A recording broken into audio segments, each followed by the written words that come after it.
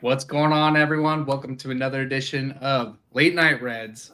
I'm Skylar Webker. He's Ben Brown. And guys, we are real down in the feelings right now. Rough week for the old Red Legs. I was trying to see how you're going to kick this off, and because you're a pretty positive guy, so I was trying to see how you're going to kick this week off after the week we had with our Red Legs. It was frustrating week for the Red Legs. So a lot of running around on personal wise. So I'm like, okay, great. All the day is over, work day is over. I get to sit down and watch the Reds, and they just continually broke my heart every day of this week. Every single day. Yeah. I mean, there's nothing like coming into a series with the Cubs, and it's the Central. We're about a middle of the road team. The Cubs are playing really well. They have a really good team around them, and here we are. We're like, man, this is kind of a series where we could kind of set the record straight, kind of get things moving in the right direction. And it was just brutal. It was just brutal. Like just, I don't know, man. Like it's, I know we'll get into all of it, but I want to have faith. I want to have some hope. But my gosh, man, just brutal. Death. It was like death, like getting paper cut to death. Like it was terrible. It was just terrible. Just one thing after the other. And, it was just crazy. Just crazy. Yeah.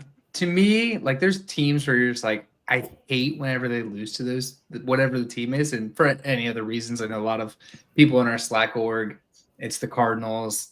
Some are the Pirates, the Brewers. But for me, it is the Cubs. I hate losing to the Cubs. I hate it because like their fans take over the stadium and it just feels like brutal. Yes, absolutely.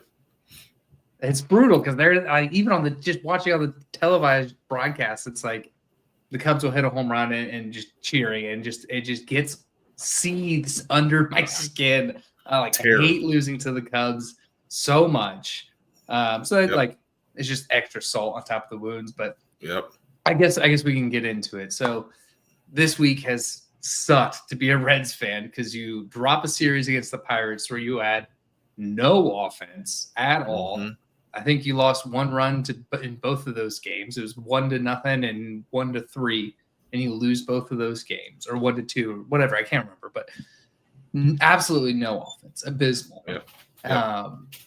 Then you come into Cincinnati, and game one, you look great. Pitching's great. You get Hunter Green back, who, granted, didn't go far into the game, but offensively, what was it? They had a 6-2 lead in the sixth. The seventh. In the seventh. So you're feeling good. You're like, all right, we're gonna get this, and then just watching it just slip away in the worst way possible. I mean, you end up losing that game 13-6. You were up 2-6, and you lose 13-6. Yeah, it's just I don't know, man. It's like you sit there and you look at it and you look at the inconsistencies and we just can't get a good balance of anything. Like, and I loathe the Cubs only because of their, like you said, their fans. Like, and I get it. I mean, it's a rivalry. It's something where, your team is playing their team, and I'm just not a big fan of, all the other crap that they do and the flying of the dove. I wish all that stuff would just go away. And I know it's their tradition or whatever, but Yeah, it's just horrible to see that, especially coming off a series where we couldn't score any runs. Then we actually do score some runs, and I mean, it's been a long time that I've seen a team not be able to maintain leads late in games after having like we should have swept them. Like, we Yeah. should have swept them. There's no Yeah. way we should have lost 2 or 3. And here we sit, here we sit in this Sunday, and we lost 2 of 3 after being up 4 runs in the 7th inning. And then today we're up, what was it, 8-4? 8-2 or 8-3. So we were up 8-3. 5 runs. Yeah, we were up 5 runs. Like that just shouldn't happen, man. That just should not happen. Just insane how we let that go by. It's just, I don't know. It's just disheartening. It sucks. And, you got to give the Cubs credit. They are a good team. Yeah. They are. Pete Crow Armstrong's looking like an MVP. Yep. They got Kyle Tucker, who has been excellent for them. And just Nico Horner, who's just forever been a Reds killer. It's just like, you got to give him credit where credit's due, but man, dude, those losses, like those are heavy, heavy losses where you could have been 2 games over 500, riding the ship, sweeping the leader in the National League Central. And you couldn't do it, couldn't hold on. And I don't know if that's all it's part of just growing as this team. Listening to Seth and Joel on the Riverfront this week, Joel made a great point of like a lot of these guys, most of these guys have only ever played for David Bell. So this is their first time ever not having a David Bell manager. And sure, that's going to take some time and development into it, but it's as the title of this episode, like it just feels like after this week, the season is slipping away. Like they have lost so much traction this week in just the Central, but on the season as a whole. Yeah, this is definitely one of the more disheartening series, and not only just series, just weeks in general, because we're coming out of this the Pirate series where we actually got decent pitching, and we were we just couldn't score any runs.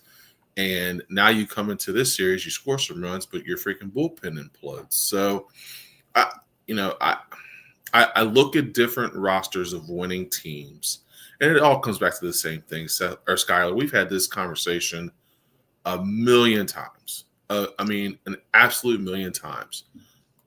Our roster is not going to benefit us into winning games at a long stretch. Like, it just isn't. Like, our roster is not constructed well. It's not something where you can go in and have guys that can hit the ball for average, hit the ball for power, hit the ball, get on base, do different things. Like, we just aren't built that way.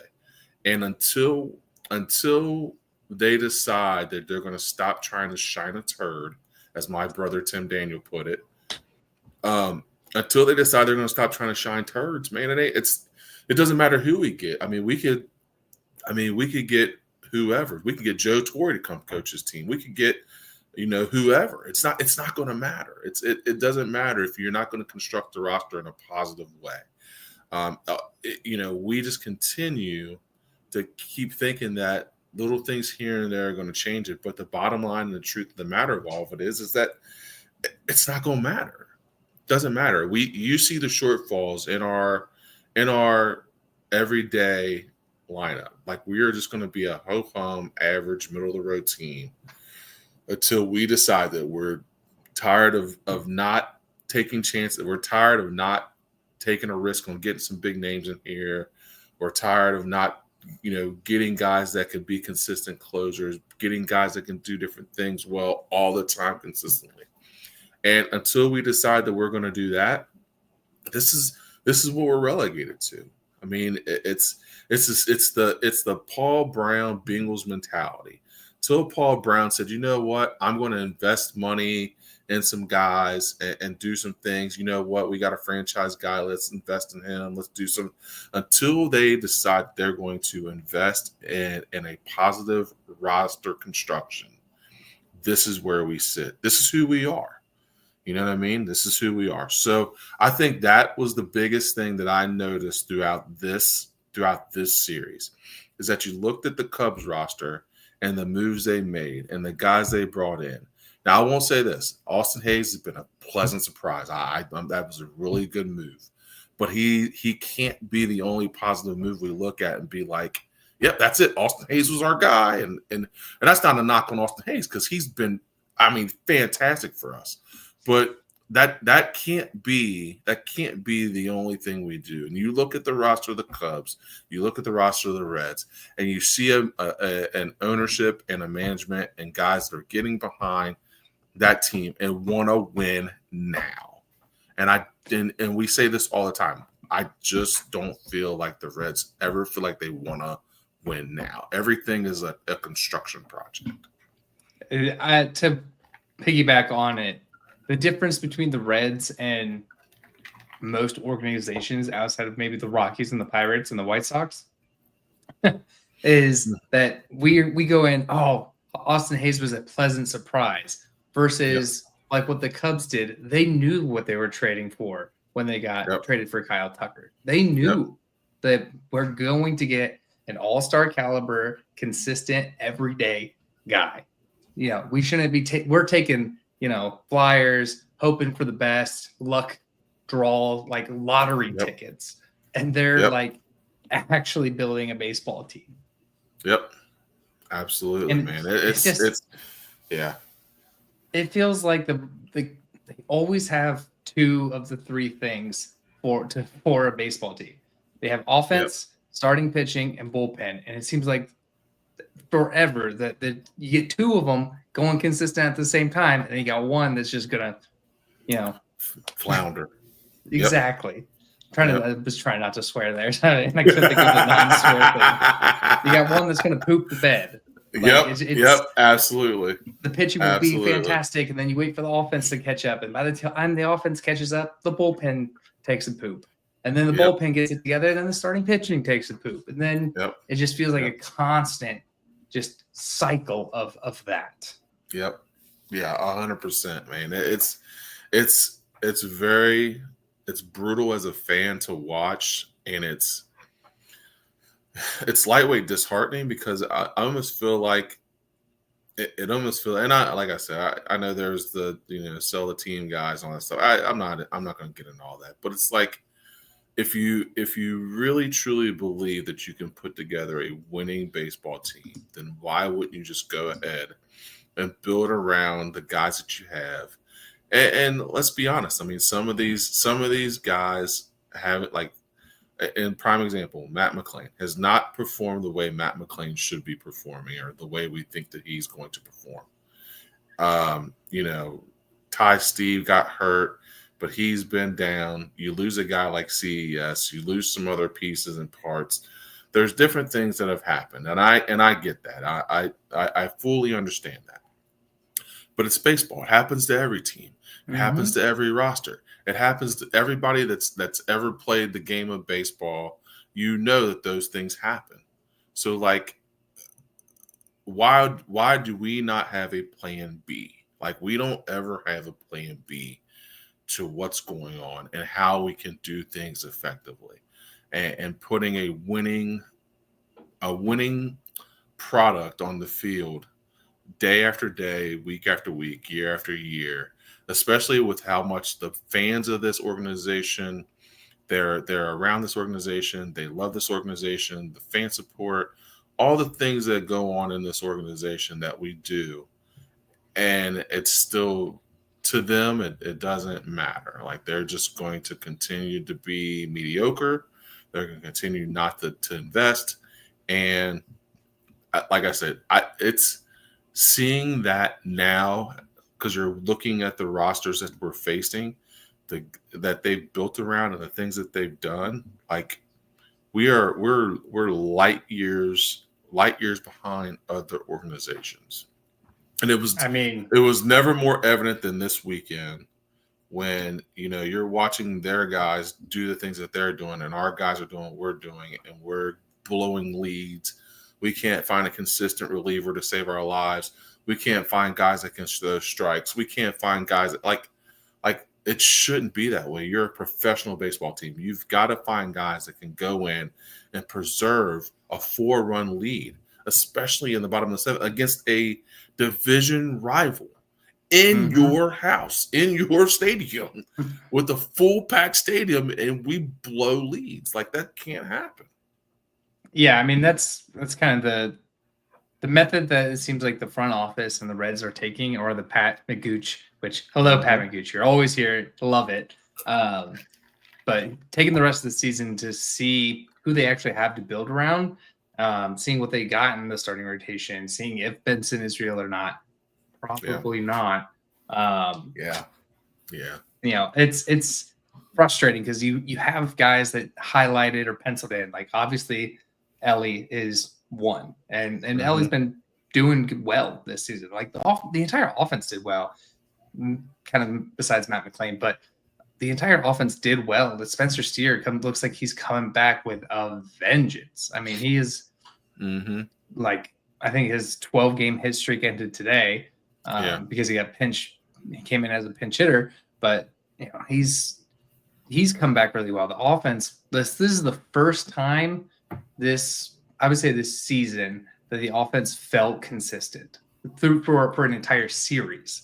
Yeah. So just in small chunks, small sample size, but that's the first time this entire series or entire season that they've consistently put a great offense through the entire series. And the bullpen kind of imploded on them.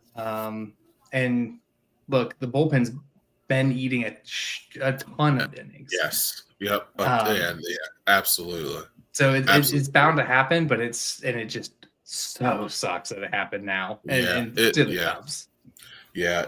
That all those innings they ate within the last couple of weeks came to bite them to this weekend. I mean, you could definitely tell those guys were on fumes. You could tell that he was trying to mix and match and trying to figure guys out and figure who could go, who couldn't go, who did this. Like, you can definitely tell that those guys were just running on fumes. And the unfortunate thing is that some of those guys have actually done pretty well throughout the season. But man, they've just put in a bad spot because they've had to eat so many, and they're still eating innings. Those guys are still, Hunter Green only goes 4 1/3, I think, on Friday. Ladola only went what did he go 5 today? 5. Did he get 5? Yeah, he went 5. I mean,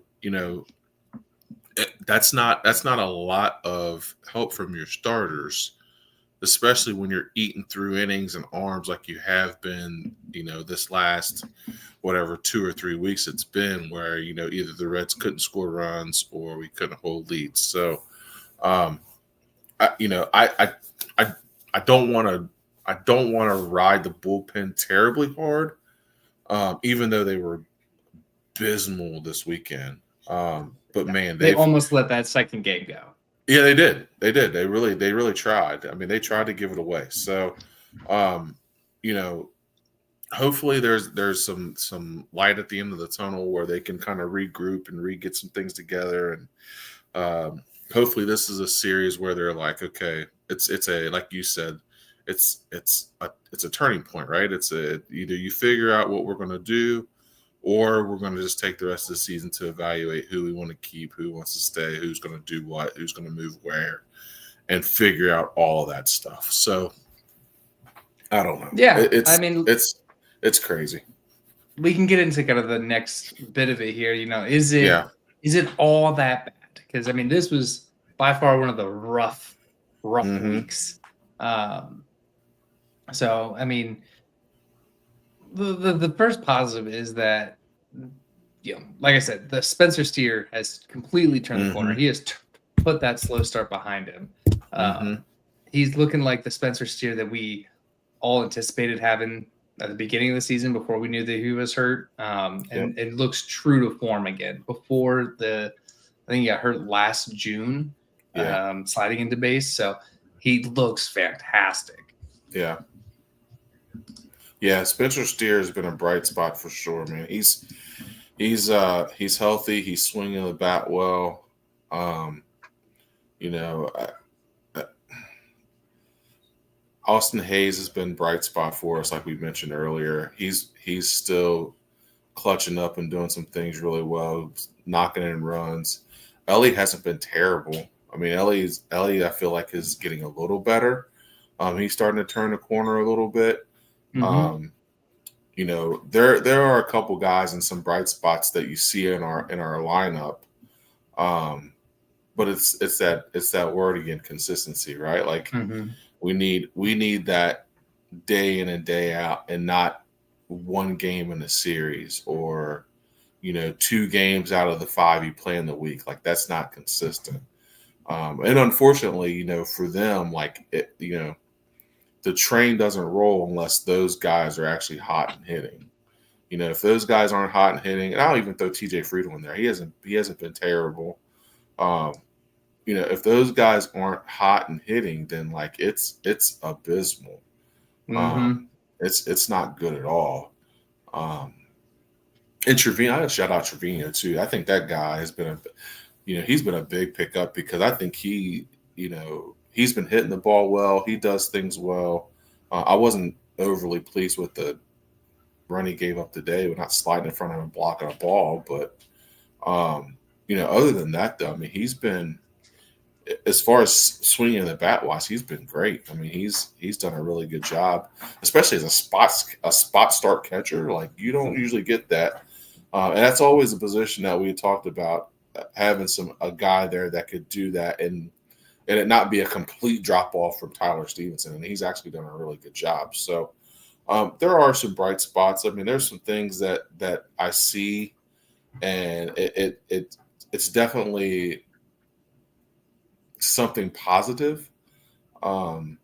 It's just not consistent enough to put wins together day in and day out. It's unfortunate, because I do think there are some bright spots there. And I know you mentioned also too, there's some guys coming back as well. So hopefully that'll help too. Yeah, I mean, as far as the bright spot guys, like Trevino has been amazing. I mean, we didn't know quite what we were getting. We knew we were going to get a good defensive catcher because he's a Platinum Glove winner with the Yankees. But he has been phenomenal in the leadership of the team, because he's probably one of the only guys that have even made it to a World Series. So he's been fantastic on the leadership side. He calls a great game. I feel like anytime he's the catcher is when the starting pitchers are like elite level. Yeah. He and like you said, the offense has been amazing. I mean, he's never hit like this before in his life. No. And as far as maybe before the majors, but he's never hit like this in his career. So he's been awesome in this organization, and clearly looking like a steal with that 3-year extension that the Reds gave him before the season. Yep. TJ Friedel has been just the epitome of what you want in a leadoff guy. I mean, he's always on base. He's always active. He'll throw a bunt down and get on base. Yep. And Ellie is looking like I would say Ellie's looking more consistent in the sense of getting on base, not just swinging for the fences, being a little more aggressive in the box, not just striking out looking, because that was driving me nuts in the beginning of the season. Oh, dude. Oh, brutal. There's nothing worse than striking out looking, bro. Like I even going back to like my baseball day, like there's nothing worse than watching somebody strike out look.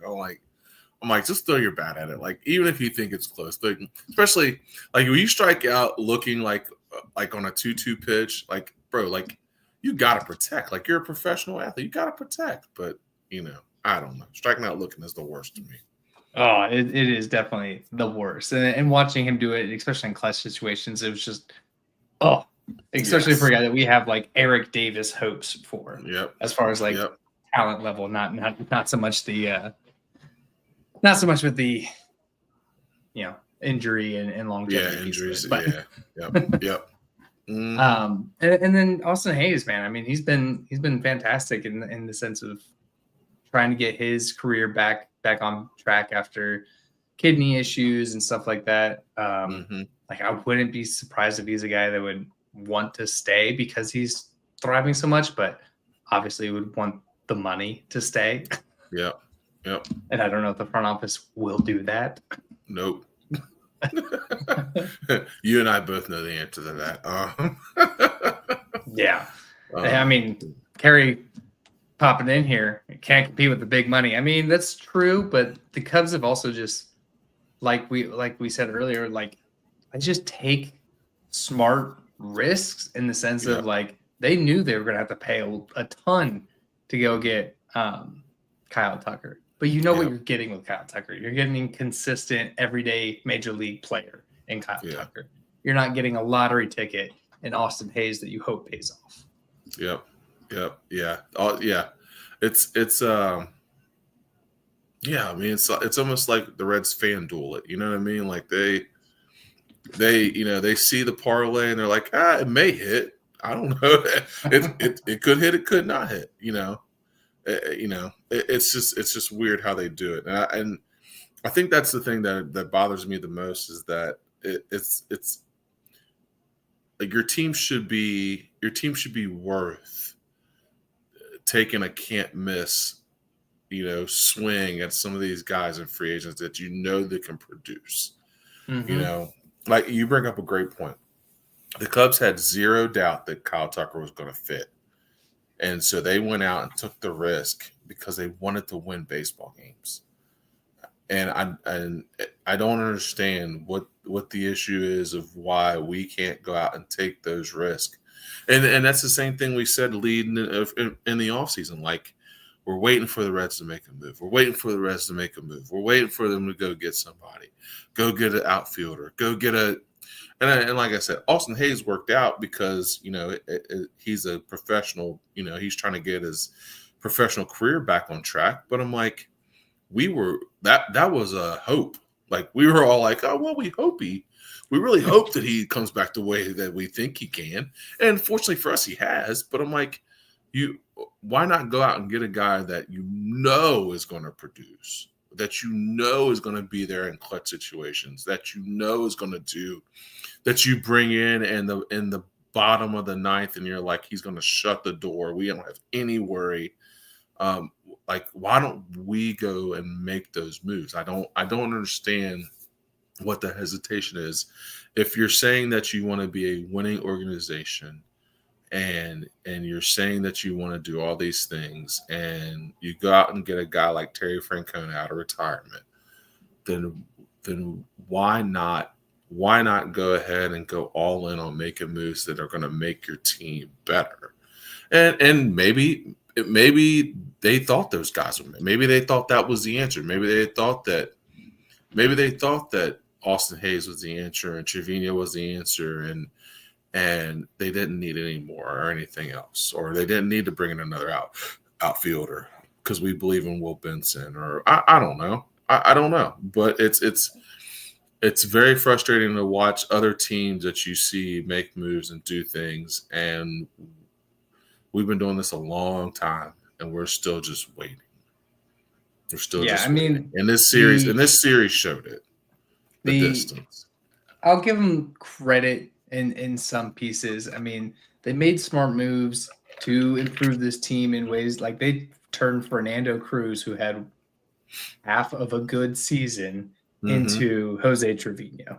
Yeah. Like that's a great winning move there. They turned Jonathan India, fan favorite, into Brady Singer, who has been an innings eater guy that this team desperately needs, and it's been a good addition. So they've done some pieces where they're like, you guys are thinking with your brain, but then they do other stuff where they just like don't get involved in big trades like Kyle Tucker trade. They don't get involved in huge free agents because it costs money, and they will have to part with high top end prospects, and that's the part that's infuriating. It's like take the bigger risks, because I'd rather take the big risk and get mediocre than take the mediocre risk and get bad. Right. Yep. Yep. Nah, yeah, I'm with you. Yeah, it's frustrating. Like I said, it only makes it more frustrating because you're watching the Cardinals win games and play well. You're watching the Cubs win games and play well. And it's not like they're 40 games over 500. Like the Cubs are like 7 games over. Like it's not anything crazy, but it's like they're over 500. They have a good baseball team, and we could be in the same spot, and we're just not. And that's frustrating part. We did take a big risk on Candy and Moose. So I would say like they've in the past few years they have expanded their risk taking as far as free agent wise, which is good. I mean, that's a step in the right direction. I feel like after those 2 moves, they're going to close up that purse book real quick. Oh yeah, But they never seem to take the risk in getting the trading for the big name on the market, the big guy, because they're just afraid of giving up those high end prospects like a Brett Lauder or Chase Burns or Sal Stewart or whoever they have on the top end of their farm. But if that's what it takes to get the deal done, you gotta win with this team now. You don't. Yep. We can say it until our ears bleed and the cows come home. Yep. You won't have Ellie forever. Nope. So be all in on this while you have a superstar face of the league on the cover of the video game. Like, go do it. Yeah. Go surround him with some good players while you have him. It's just super frustrating. It's definitely super frustrating. And you bring up a really good point because we are not going to have Ellie forever. I mean, we hope we do, but I just think he's gonna garner so much money that there's no way. But I'm hoping that they figure it out soon. Yeah, I mean it's we'll continue on, but it sounds like there's a lot of guys are coming back or getting close to coming back from injury. You have CES, who's I think he's at the Arizona League right now, getting kind of ramped up. Candy, who I think is also at the Arizona League, getting ramped up, and Marte all sound like they're getting a lot closer. It does sound like they're going to option CES to AAA once he becomes ready, which I get it. He's got options. You got a pretty crowded infield right now. But I don't know. To me, I'd rather just cut bait on Candy and have CES have the roster spot and anything like that. But they're not going to do that. They're not going to piss the money away. And when they should do that. But they won't. What are your thoughts on kind of getting these guys back on top of kind of hearing that Lauder is going to be out for the season? It's unfortunate for Rhett Lauder because I really did think going into the season that he would be a guy that he'd be one of those mid-season call-ups where you're like, oh yeah, that's a breath of fresh air. Unfortunately for him, he got re-injured, and the smart thing, of course, is to shut him down for the year. I mean, he's not going to benefit us by trying to work himself back into wherever, where he could be of any assistance. So might as well shut him down, get him super healthy, and then go from there. But I am super excited about Noelvi Marte, who was knocking the cover off the ball before he got hurt. I'm just hoping that he is back to. I'm hoping that he can be consistent to where he was, because he was really good before he got hurt. CES to me is a big question mark. I hope he can come back and have some pop once he's fully healthy. I don't know. I just hope that he can have some kind of impact because he's got so much power, man, and we're missing that. We're missing that big bopper in the middle of the lineup. So I'm hoping that he can come back and provide that big pop, that big swing that we need to be able to hit some home runs and do some things. So, but I mean, he's still a question mark, but yeah, I think those two will be big. I'm just not a big. I guess I'm just not a big Candelario fan. I guess is what you say.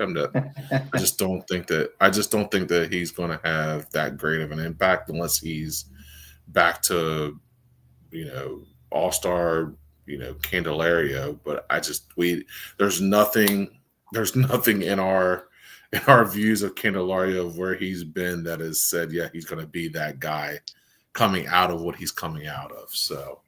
His time with the Reds has not shown that he's anywhere near all-star Candelario. No, not at all. So it'll be nice to get CES back if he's back to hitting. If he can provide some pop in the middle, and I think Noelvi Marte too is a big one. If he can get back to where he was before he got hurt, because he was hitting the ball really, really well. So those two could definitely provide a boost. I just don't know how much of a boost it'll be with where we'll be at by the time we get those guys back. Yeah, and on top of getting those guys back, the Reds made Reds types of moves this week. In the signing, they signed Garrett Hampson, who has yet to play. Mm-hmm. I don't know why they signed him to a major league contract and has yet to play. Kind of an infield, outfield utility guy. And then they traded for Connor Joe, who was with the Padres. He was hitting .09 for the Padres, but he has looked a lot better here with the Reds. I think his season average is up to like a 260 now because of it's actually been playing pretty decent for the Reds. Not bad. But do those moves really mean anything? No. I mean, if anything, they just mean there's no depth in the minors. Correct. There's no depth in the minors, and there's no cavalry really coming outside of those guys that are getting healthy.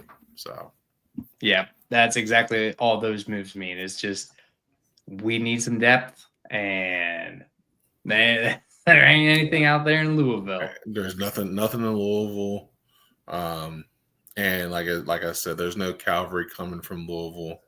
I was watching earlier that Boston called up one of their prospects. I'm like, we're not there yet. We're not there yet. No. So, hopefully, like I said, hopefully CES and Marte getting healthy and coming back will give us a little boost. But like you said, there's nothing in Louisville. If we're making moves like that, there's nothing in Louisville that's going to help us develop our depth even more. So, I mean, the only thing that we got down there is Chase Burns. I don't think he makes it up this year. If so, that'd be incredible.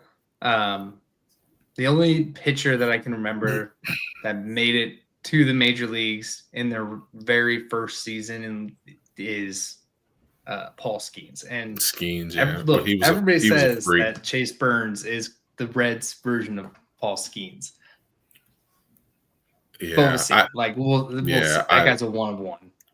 Yeah, Paul Skeens is different. Like he's a freak. Like he's different. Like, Chase Burns coming up. I mean, I don't know if I don't know if we're going to be good enough where that would benefit us. True. You know what I mean? Like I wouldn't want to bring him up if we're just floundering just to bring him up to give him innings. Like that's not. You don't want to have him come up and be on a bad team.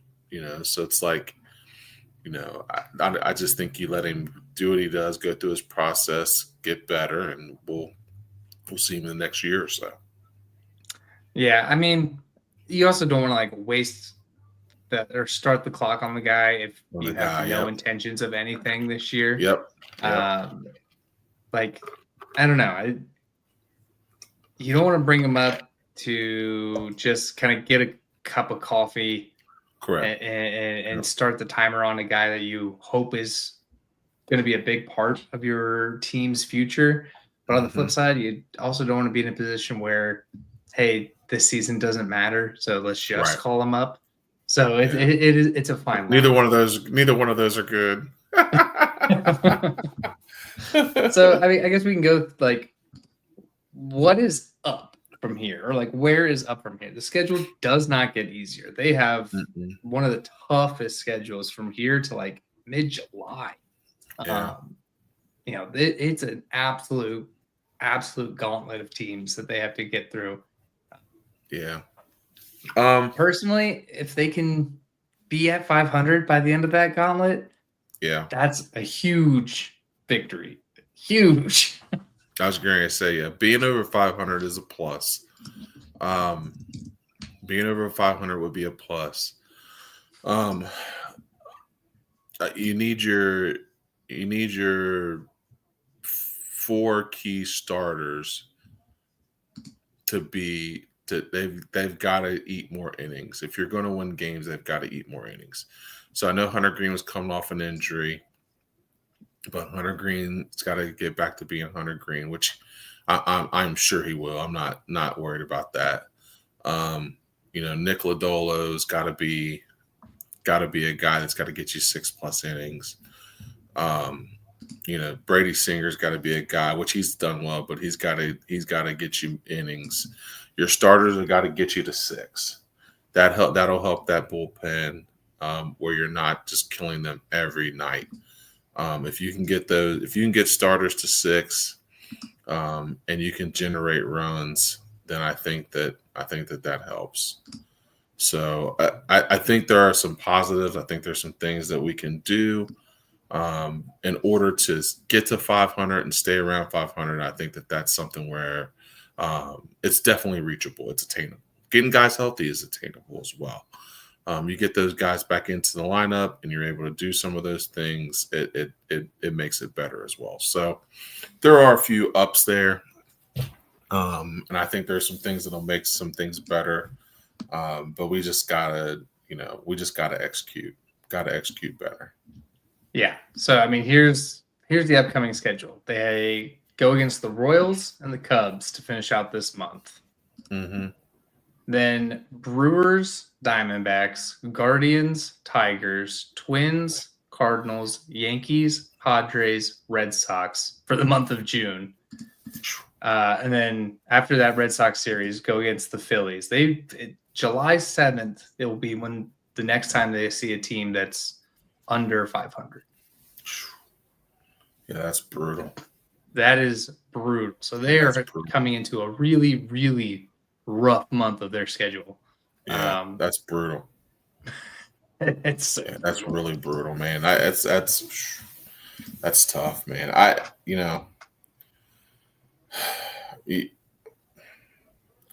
think honestly, I think the key is our starting pitching. Mm-hmm. You know what I mean? I think our starters have got to get a 6. They got to keep the game within 3 runs. I always say that. If you can keep us within 3, then at least you got a shot. If they can keep it within 3 earned runs in 6 innings, I think that you're okay. It's just figuring all. It's trying to get that consistency with them and being able to do that week or day in and day out. I think that's a big part of it. I think that'll help our bullpen. And it'll help those guys when they're able to reach those 6 innings. It'll give us a little bit more consistency on our back half because then you know who you can go to. So, yeah, I think just not having those guys eat so much. They've eaten so many innings in the past couple of weeks. So you hope the starters can be stretched out to go a little bit deeper. Nick Martinez has been getting there. Brady Singer's been getting there. You need Green, or Abbott's been getting there. You need Lodolo to get there. You need Green to get there. That's another guy that's been really good, is Andrew Abbott. I think his season ERA is like 1.7. Yeah, he's definitely been a bright spot. That's one guy that you're like, man, he's definitely been good. He's definitely been good. So, of the starters, I'm like, you're looking, Hunter Green, who Hunter Green is. Lodolo has got to get better. He's got to get more consistent. But man, Abbott has definitely been a bright spot. Yeah, I mean, I feel like the bullpen, or not the bullpen, the starting rotation is one of the best it's been since like. I don't think anything will ever compare when it's Luis Castillo, Sonny Gray, Tyler Mahle, and Trevor Bauer. Like that was a monster of a rotation. Yeah, that was pretty good. But outside of that, this is probably one of the best that the rotation has ever been. And they're all real young. Outside of Nick Martinez, he's kind of the veteran of it. Right. But if you can get those guys, and then say you get Louder, say you get Burns, like that rotation just kind of keeps getting better. So I don't have any doubts in the rotation. I think it's just the theme of the episode. It's got to be the consistency. Like you got to have all three departments of your team working together, working on the same track. Absolutely, man. It's definitely got to be that. If you want to win games, they got to get consistent.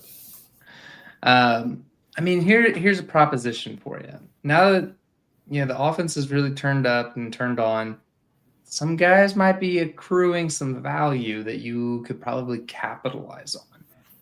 Do the Reds do that? I mean, you have guys like Benson, who maybe another team will take a flyer on. You have obviously that Austin Hayes, who might not even be back next season. Do you get an upgrade there? And it's, I know you probably want to get much because teams are going to want more control than a rental.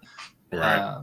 But I don't know. There's some pieces that you could probably capitalize on and still add to the team here, whether the Reds have the capacity or capability of doing said things. We'll see. Right. Yeah. My brain would say yeah, but I know how the Reds are. I mean, they're not. That's just not something they do. Do well. It's not something they do well. I'll say they do well. I'll say that it's not something they do well. I think it would. I don't know. I think it would benefit them in some ways, but then in other ways, it's like, will they make the right move for I guess, will they make the right move that's going to fit what we want or need? I don't know. I guess I just don't have a whole lot of faith in it. I guess I don't. I think that's the way I got to put it. I don't have a whole lot of faith in them doing the right thing for the club, I guess. And here's the thing. I want to see more moves like the India Brady Singer one, where not one side won that move. It's a good old fashioned. The Royals got better and the Reds got better. Both teams got better in that situation, and I think finding ways to explore that, even though if you have to part with some fan favorites, a good. This kind of spoils the next question or the next topic, but if there's a deal out there that costs you TJ Friedl, is that something that the Reds are going to have the wherewithal to do?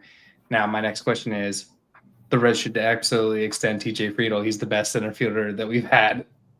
Without in forever. Yeah, without question.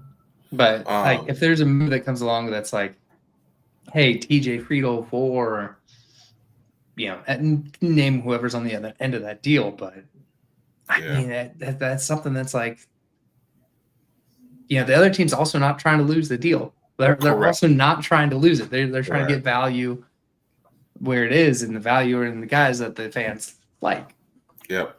Yeah, and unfortunately, I the only teams that are possibly looking for that are other bad teams. So it's like you want to make those moves, you want to try to do some of those things, but like good teams made their rosters in December. You know what I mean? Yeah. In January and in February and like good teams made their rosters in the off season. Like, so they're not looking for guys. If there is a move that you have to move a fan favorite, then I'm okay with it, as long, like you said, as long as it makes sense for both teams, then I'm fine with it. It's those are few and far between. Yeah, and who knows? Maybe the Jonathan India deal is something that they like see is beneficial. Like, if you trade guys that have value, you get value in return. Yep. Versus getting a bunch of lottery tickets and prospects. Maybe. All right. Well, so for that, I think we're safe to get out of here. If you guys plan on going to the ball game or go down to Great American Ballpark this summer, get tickets on us. Use the code Riverfront through SeatGeeks and receive $20 off of your first set of tickets. I mean, that's free tickets. And the way that the tickets are down at the ballpark going right now, we join you guys to join our ever-growing family of Cincinnati sports fans through Patreon, patreon.com/RiverfrontCincy. You also to give us a like and subscribe on YouTube. That way you can catch every episode of anything that the Riverfront puts out, whether it's us here at Late Night Reds or Seth with the Riverfront Red Show or Welcome to the Jungle.